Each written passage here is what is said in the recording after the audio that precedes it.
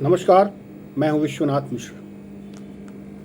योगी सरकार के दूसरे कार्यकाल का दूसरा बजट आज वित्त मंत्री सुरेश खन्ना ने पेश कर दिया। अपने बजट भाषण में शायरी के माध्यम से सरकार की तारीफ करते हुए उन्होंने कहा, सुधर गई कानून व्यवस्था, उद्योगों की अलख जगली, यूपी बना ग्रोथ का इंजन, यह सब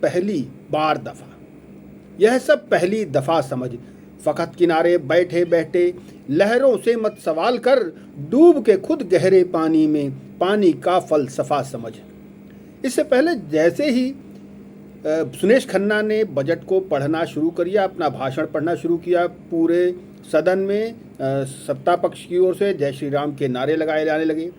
वित्त मंत्री सुरेश खन्ना ने विपक्ष पर यानी विशेष रूप से समाजवादी पार्टी पर आक्रमण किया और कहा कि 2017 में जब बीजेपी की सरकार बनी उस समय प्रदेश में बेरोजगारी दर 14.4% थी, जो आज घटकर 4.2% हो गई है और यह प्रदेश सरकार की, योगी सरकार की एक महत्वपूर्ण उपलब्धि है। दरअसल उत्तर प्रदेश की योगी सरकार के दूसरे कार्यकाल का यह दूसरा बजट है, लेकिन अगले साल 2024 में लोकसभा चुनाव का होना निश्चित है। इसके तहत इस बात की अपेक्षा ज़रूर थी कि चुनाव के मद्देनज़र इस बजट में कुछ इस तरीके का, आप कह सकते हैं, कुछ चुनाव का अक्स देखने को मिल सकता है।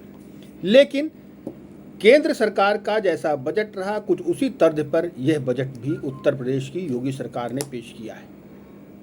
इसमें मूल रूप से आप अगर देखें तो जो इंफ्रास्ट्रक्चर है उस पर जोर दिया गया है।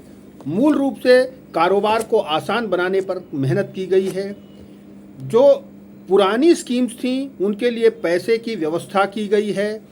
पर्यटन के विकास के लिए इंफ्रास्ट्रक्चर का निर्माण करने पर विशेष जोर रहा है। तीर्थों के विकास के रूप में धन का आवंटन किया गया है। औद्योगिक विकास, नगर विकास, ऊर्जा और जल शक्ति जैसे विभागों में खासी धनराशि का आवंटन हुआ है। ये इसके साथ ही सरकार ने गांव, गरीब, किसान और महिलाओं से जुड़ी हुई विभिन्न योजनाओं के लिए ढेर सारी धनराशि देने का काम किया है। दरअसल इस पूरे घटनाक्रम से उत्तर प्रदेश की योगी सरकार एक समावेशी वृद्धि पर जोर देने का काम कर रही है। अभी कुछ समय पहले सरकार ने एक बड़ा आयोजन करके कारोबारियों का उत्तर प्रदेश में आमंत्रित किया था, कारोबार लगाने के लिए निमंत्रित किया था, जिसमें करीब 33,000 करोड़ रुपए के ऑफर्स आए थे, जिनका एग्रीमेंट हुआ था, जिसके चलते जिसको धरातल पर उतारने के लिए भी सरकार इस बजट के माध्यम से कई एक्शन ले चुकी है।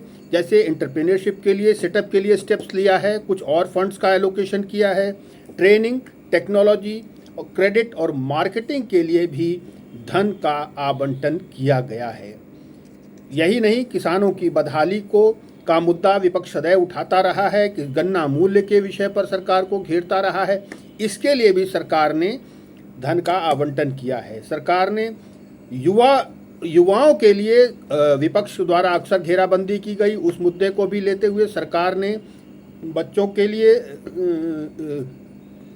लैपटॉप और मोबाइल और उसके लिए मोबाइल आदि के लिए एक बड़ी रकम का आवंटन किया है। यानी कुल मिलाकर ये कह सकते हैं कि उत्तर प्रदेश की योगी सरकार ने एक समावेशी बजट को पेश करके गांव, गरीब, किसान और महिलाओं से जुड़ी हुई विभिन्न योजनाओं के लिए धनराशि देकर अपनी विकासोन्मुखी विचारधारा को पुनः